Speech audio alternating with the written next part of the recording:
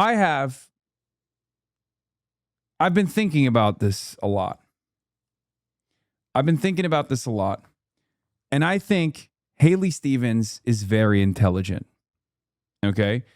I think Haley Stevens is specifically beefing up the I'm a yokel who loves Michigan for one reason and one reason only.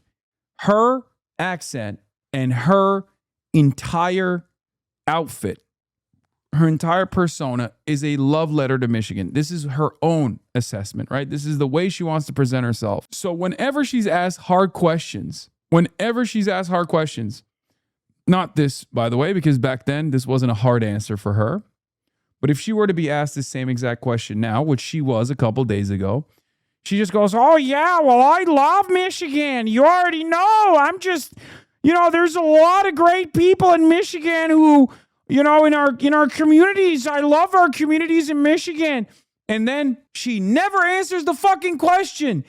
And we haven't noticed this. She is such a fucking politician, dude. I think she hasn't been hit on this as much because we're so focused on her like weird like yokel sensibilities, right? The way she presents herself is like a real hardworking Michigander, a little bit of stick it to him, right? Like she does that as a deflection. She does that as a fucking deflection, dude. Straight up.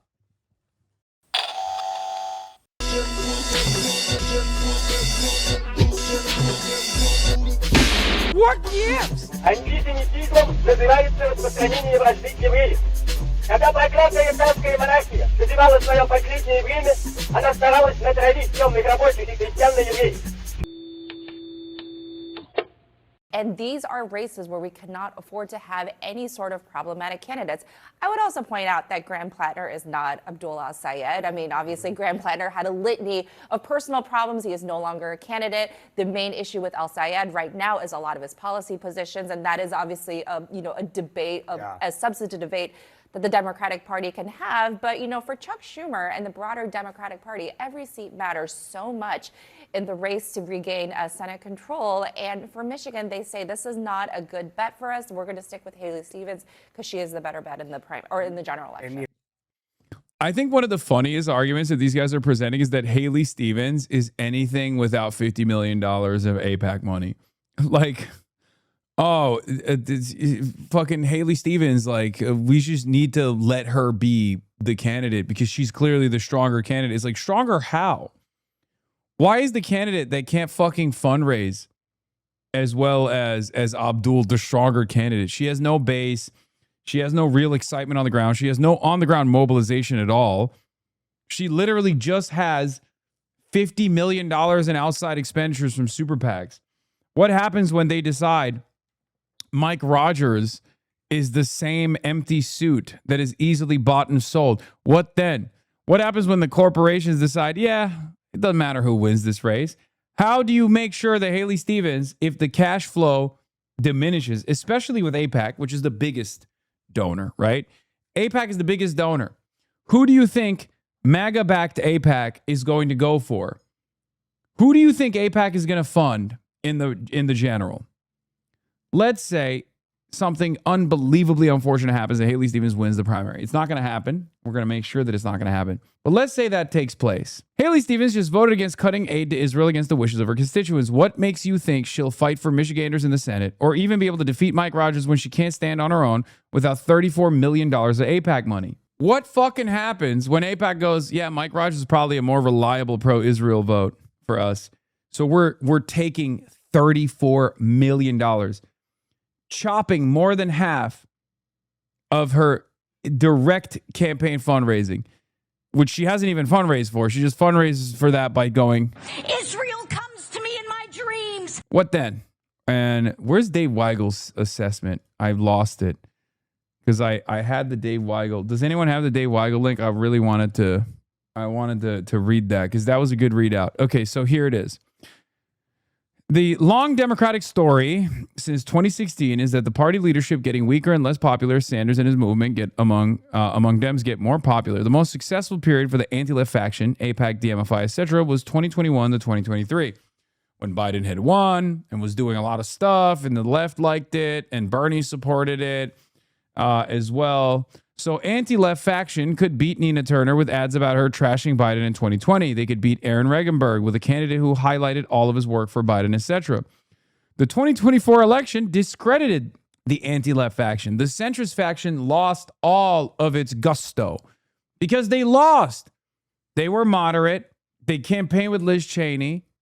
They refused to talk about Israel in terms that the public demanded. They dropped their anti-ICE sentiment. They were pro-ICE, objectively pro-ICE, openly. They never talked about like trans people or anything like that. They moderated to the center and it didn't fucking work and they lost. This was huge.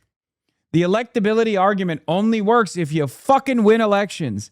If you lose elections twice to Donald Trump in spectacular fashion as the moderate, as the centrist, as the reasonable centrist, all of a sudden, all those people that were leaning into you because they believe the electability argument, they're not going to believe you anymore.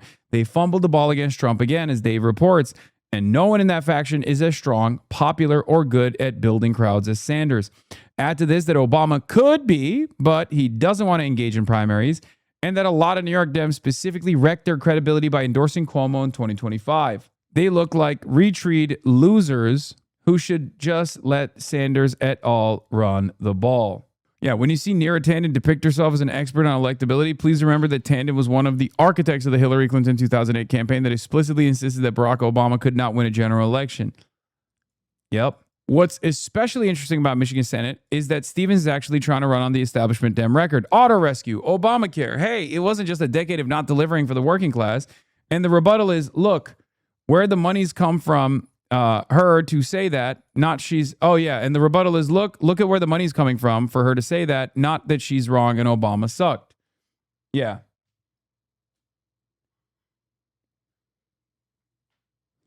This person says, also, AIPAC and other super PACs are basically how her campaign is funded, and there's zero guarantee in the general she will have that money spout, which is a huge concern about electability. Yeah, that's been an interesting discourse. If AIPAC wins her the primary and then sits out the general, how many Democrats are going to want to be everything on AIPAC?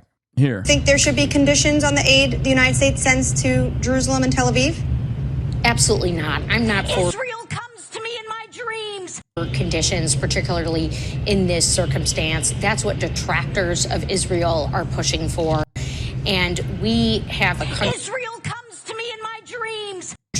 a very close ally Israel comes to me in my dreams. of the United States, the only democracy in the Middle East Israel comes to me in my dreams. that has been attacked, that's in the middle of a war, that is reckoning with their own civilians being taken hostage and put into terrible, terrible situations. We Israel comes to me in my dreams. have Iran knocking on the door, chomping at the bits here to see this destruction.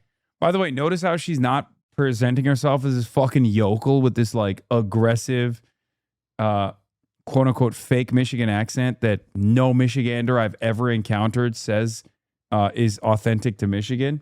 I've been thinking about this a lot. And I think Haley Stevens is very intelligent. Okay. I think Haley Stevens is specifically beefing up the I'm a yokel who loves Michigan for one reason and one reason only. Her accent and her entire outfit, her entire persona is a love letter to Michigan. This is her own assessment, right? This is the way she wants to present herself. So whenever she's asked hard questions,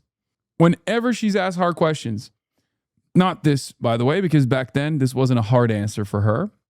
But if she were to be asked the same exact question now, which she was a couple days ago, she just goes, oh, yeah, well, I love Michigan. You already know. I'm just, there's a lot of great people in Michigan who, in our communities. I love our communities in Michigan. And then she never answers the fucking question. And we haven't noticed this. She is such a fucking politician, dude. I think she hasn't been hit on this as much because we're so focused on her like weird weird like yokel sensibilities, right? The way she presents herself is like a real hardworking Michigander, a little bit of stick it to him, right? Like she does that as a deflection. She does that as a fucking deflection, dude. Straight up.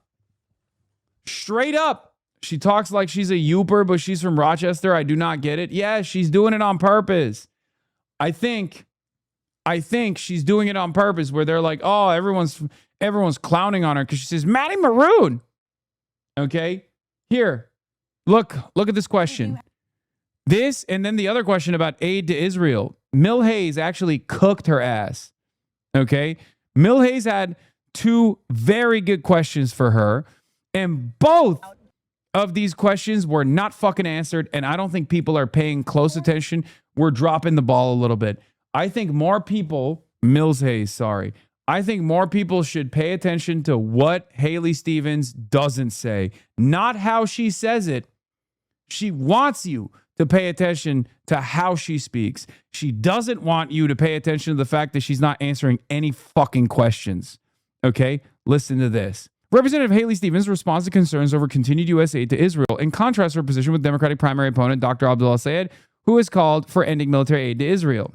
Those people who are concerned about continued U.S. aid to Israel, what would you want them to know? Well, I'm very proud that my constituent just recognized my support for Jewish Americans who feel very... Boom, immediate deflection. Oh, well, well, Jewish Americans really like my position on this issue. What's your position on this issue? Didn't answer. Didn't answer what her position is. Didn't answer the question. What do you have to say to your constituents that are not supportive of your position on Israel, but actually have a very negative attitude about your position on Israel, considering that the overwhelming majority of your constituents want you to stop aid to Israel, which you voted against. You voted against the Massey Amendment this past week against the interest of your constituents who are overwhelmingly demanding you cut aid to Israel. What do you have to say to that? That's the question.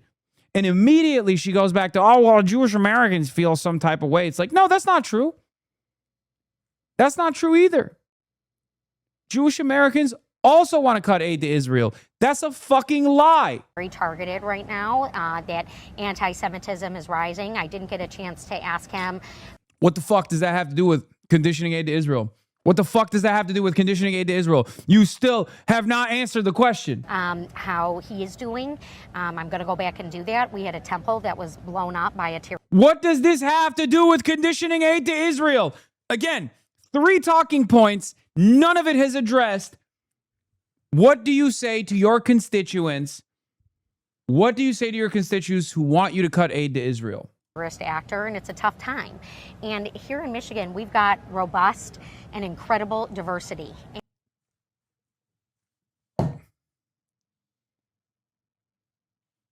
And my heart has gone out, and I've spoken out for the people of Lebanon, innocent people. This question is not about what are your feelings about the victims of Israel. This question is, what are you going to fucking say to your constituents who don't want you to send aid to Israel, who are worried about your allegiance to the state of Israel? There's no answer here. And she does this all the time. And even I didn't realize that she was just constantly fucking avoiding these direct questions. She never answers direct questions. The first journalist, free ball for all the reporters out here. I know some of you are local, you're watching. I know some of you and your producers are in here right now. Free money for you, free ball for you. Get her on a single fucking issue. Get her on one thing. Okay? One thing. It doesn't matter what it is. If you can get her on Israel, excellent. Okay? One thing. Free money for you. Free ball for you. It will be great in your resume. Okay? She never answers questions. She never answers direct questions with a direct answer. In Lebanon, our incredible Lebanese American community here in Michigan. We've got remarkable business leaders, small businesses, several Lebanese American chambers here in Michigan, Lebanese restaurants who were standing. I love eating. I love eating at Lebanese restaurants. Like, what the fuck? Why is she not answering the question? Answer the fucking question. I don't care if you love labneh and you prefer it to hummus. Why do we give a shit? The question is not about that. Standing up alongside congregants of that temple, making sure that families had food. And I'm in the business. Yeah, and the more she refuses to answer the questions, the more she fucking puts the twang in there, okay? Yeah, we've had Michigan food. Lebanon. The more she fucking runs away, the more she fucking gets asked a direct question that she doesn't want to answer, the more she fucking goes, it's the Michigan way. Vladimir Putin. Of bringing people together. The difference between me and my Democratic primary opponent, Abdul, is that Abdul refuses to acknowledge the two-state solution. Yeah, and then he turns around and goes, Abdul, my opponent, Abdul. Yeah, she is. Brother, it just hit me. She's the Wisconsin woman, Boris Johnson. Yeah, she's doing the same technique that Boris Johnson expertly rode to victory.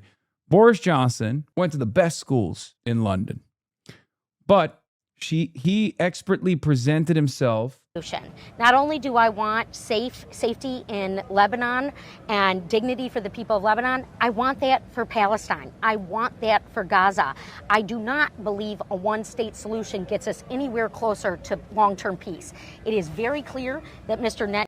Are you saying Haley Stevens is akin to Boris Johnson? I think Haley Stevens is a lot smarter than she lets on, and this is an expert strategy for her to be like, I'm just a dumb yokel. Wow, look at me. Like, she literally uses this as a way. She uses this as a way to never answer the question. And then people don't even fucking realize that she just danced around the subject. If she was like Pete Buttigieg, if she spoke like Pete Buttigieg, people will go, oh, I know what you're doing. You're fucking phony. Okay? This is a style. Okay? This is something that a lot of politicians deploy. Kennedy in Louisiana does this. Boris Johnson in England did this. George Bush II did this as well. I don't know. I'm kind of dumb. I don't know. Whatever. Like, this is a classic technique. Pete Buttigieg, on the other hand, cannot do it, right? Because his academic pedigree renders him unable to present himself like a fucking yokel. J.D. Vance is the same thing. He tries to do it and he fails to do it. J.D. Vance can't present himself like that because he's too Yale coded. Okay? So when J.D. Vance gets in there and goes, yuck, you know me. Oh, my wife, sure. When he does that, when J.D. Vance does that, everybody goes, bitch, shut the fuck up. You went to Yale. You sound like you went to Yale. Stop doing this shit. Okay? Haley Stevens, on the other hand, is a very good politician. And I don't mean that that's a good thing for us, and that's not a good thing for Michiganders. Okay? She is capable of dancing around these issues, but people, when people watch her speak, okay? When people watch her speak, when people hear her talk, they're too focused on the accent, and it develops. It's a speech pattern that she deploys, in my opinion, to create this facade that she's just like the average person. Across Michigan, I am trying to lead. I am trying to lead with consistency. Like 2 minutes and 10 seconds, no answer to the fucking question. Here, let's look at this one. Again, Haley Stevens on Senator Bernie Sanders, Representative Alexandria Ocasio-Cortez campaigning in Michigan this weekend for her Democratic primary opponent, Dr. Abdul Sayed, in the U.S. Senate race. What do you have to say to the supporters? If you win, what do you have to say to the supporters of Abdul Sayed? Look at what she says here. This rally tomorrow with Sanders and AOC for your opponent. There are a lot of people in the Democratic Party that are looking for that progressive kind of movement. Yeah. How would you try to bring those people in? I'm just curious if, Mr. Sanders is willing to acknowledge the great work that I did. What? How are you going to bring the progressives into your movement? If you win, how are you going to bring in the progressives to your movement? That's not an answer to that question. This is a real concern. This is precisely how Hillary lost Michigan. This is precisely how Kamala lost Michigan, right? By avoiding the progressive flank in Michigan, right? This is how Joe Biden won Michigan, by leaning in to the progressive forces. So it's a real concern. There have been numerous instances where Michigan is now, like, there's been numerous failures in the last decade that Michigan is now seen as a purple state when it's not supposed to be. It's a part of the fucking blue safe haven, right? It's supposed to be a part of the blue wall. It's no longer a part of the blue wall because of this exact problem. So the question that was asked is very specific. What do you say? How are you going to bring in the progressives into your movement if you win? Her answer is, I'm just curious. Bernie never. What do you mean? I'm just curious if, Mr. Sanders is willing to acknowledge the great work that I did alongside President Obama on the auto rescue. He had just himself gotten into the United States Senate, and I don't remember him being around for the auto rescue, but I certainly remember our sleeves being rolled up to save the. That's not the question. That's your pitch. That's your campaign pitch. That's you attacking Bernie Sanders. The question is, how are you going to win over their fans if you win the fucking primary? Biden won Michigan? Yeah, I said Biden won Michigan by leaning into the progressives. Listen to my words. Hillary lost the progressive wing and lost Michigan. Kamala Harris never actually made an attempt to win over the progressives and lost Michigan. Joe Biden, on the other hand, what did Joe Biden do? Joe Biden ran a fairly progressive campaign. Pay attention to what I'm saying. Joe Biden ran a progressive campaign. He hugged Bernie. He hugged and kissed Bernie Sanders. So much so that Bernie fucking, rode for Joe Biden endlessly. 200,000 Michigan jobs to stand up for working people and to do the right thing. And I'm also really proud of the record that I have. I have been recognized as the most effective lawmaker for Michigan because I write laws and I pass laws and I make a difference. This is not an answer. Do you want her to win? Stop giving her tips. Wait, what? I'm not giving her tips. The fuck? I'm unloading. I'm giving the journalist tips on how to ask better questions. Nail her on an answer. Ask her to actually give a clear-cut answer. Treat her like you would Abdul. Reporters never let their subjects get away with this level of deflection when it's someone who's an insurgent left candidate.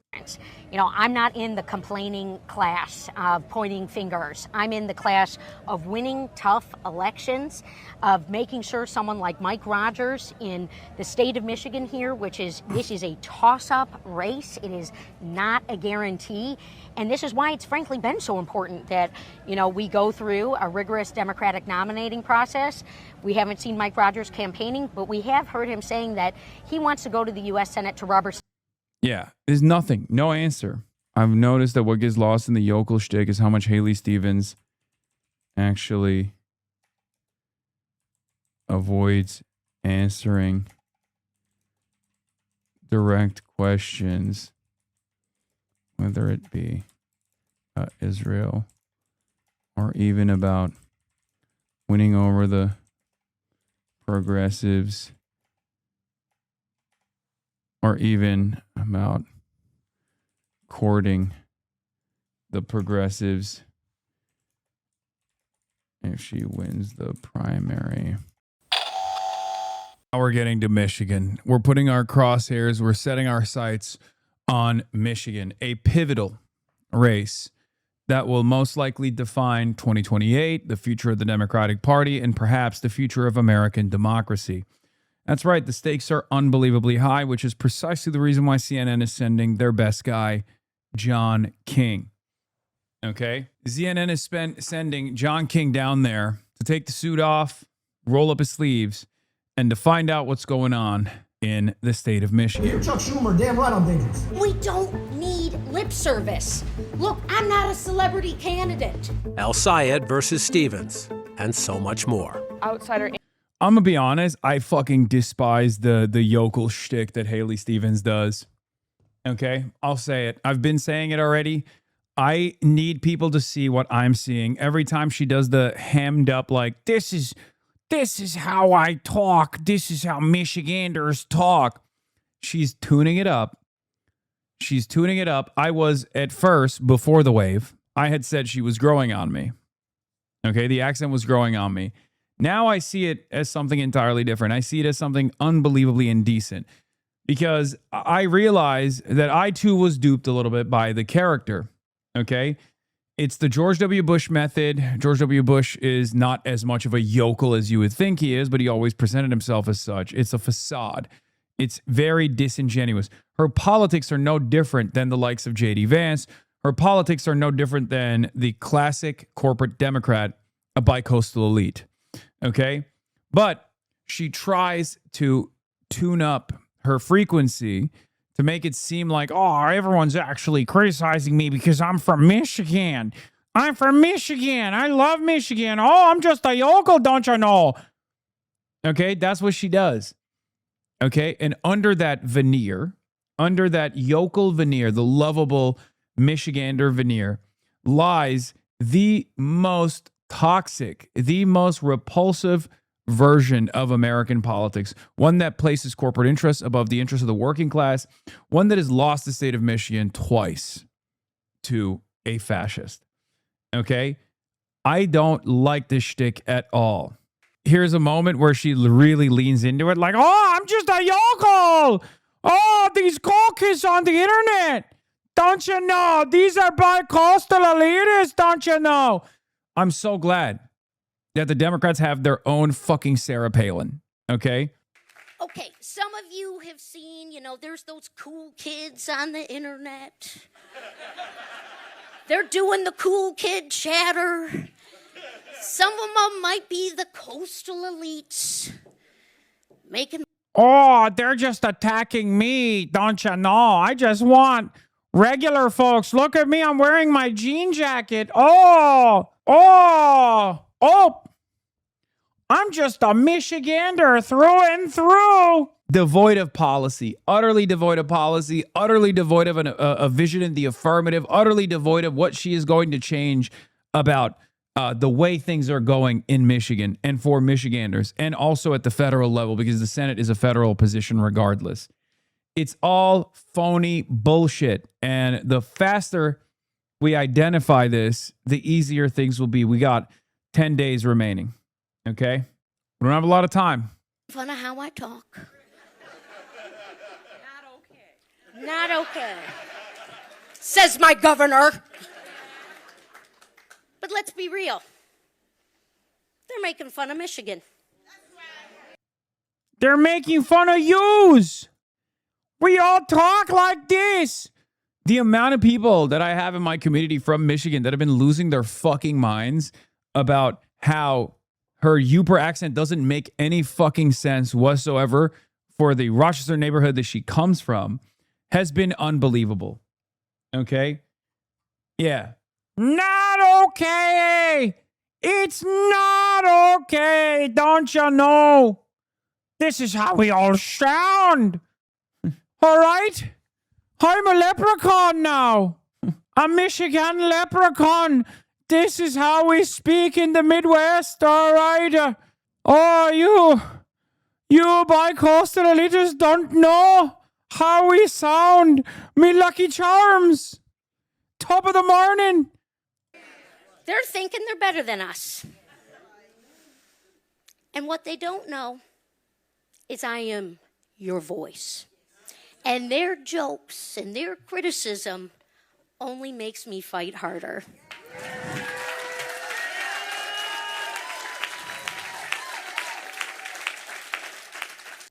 Okay.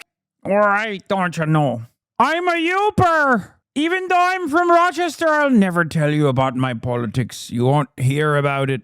Don't ask me a question about Israel, which... Israel comes to me in my dreams. Anti-establishment is exactly what we need right now. I'm very frightened by what I... As a Michigan person, I know several people from Upper, and they hate it the most. We can't tell it's that fake down south. They can. To them, it's like if you were trying to do your Scottish in Scotland, that bad. Yeah, I'm a Yooper, and I pray I don't sound like that. Wow, go have a pasty. I mean, the Yoopers say she doesn't sound like them, and people from her neighborhood say she definitely doesn't sound like that. But ultimately, every conversation that we're having about her accent is a conversation that we're not having about her financial backers. AIPAC, DTE. And yes, she is actually savvy. She's a lot more savvy than we give her credit. It's odd that the establishment could throw tons and tons of money to try to buy elections, but can't find better candidates than Andrew Cuomo and Haley Stevens. Elliot says something like, no man without convictions can write good prose. And that may have something to do with this problem. The right has convictions, often loopy ones, but they're convictions. The center, nada. Yeah. Yeah. The reason why they can't find good candidates other than like Andrew Cuomo or Haley Stevens is because most people that are willing to take the bag like that, they are going to be unbelievably uncharismatic. They're going to be the ones who need that bag to get into a position of power. They can't win it on their own merits. Okay? That's it. Yeah. Haley Stevens seems to be, Matt Dusk clocks her ass, by the way. Yes, the cool kids on the internet versus the cool out-of-state billionaires propping up her campaign. Haley Stevens seems to be taking a page from Republican Senator John Kennedy, dramatically paying up folksy regional accent to appear more populist instead of having actual populist policy ideas. The problem for Haley Stevens also is what happens when AIPAC no longer funds her candidacy. Because from the position of AIPAC, there's no difference between Mike Rogers. As a matter of fact, Mike Rogers might even be seen as a more reliable pro-Israel vote than Haley Stevens. So what happens when AIPAC goes, yeah, we're not going to fucking spend the same amount of money to make sure that the Democrat wins here. The Democratic Party is already turning on us. What then? Because she's gotten $54 to $60 million in outside expenditures so far from a litany of different corporations. And from AIPAC. AIPAC is responsible for $34 million of that. Okay? More than half. What happens when AIPAC no longer funds her candidacy? If she wins the primary, God forbid. What then? Is she going to carry the Uber accent against Mike Rogers? Is that what's going to work? Yeah, she'll stand around and go, what gives? Especially at that point, many people who already were discouraged by the Israel influence in the previous election are probably going to feel discouraged once again. It's cooked. I see going on in the Democratic Party. A Democratic family feud. You can't keep going in the same direction if you keep losing. A must-win Senate seat and a big battleground state. It's a valid argument, but it will not help Abdul win the primary. First of all, Abdul will win the primary on his ground game, on his integrity, and most importantly, on his policies.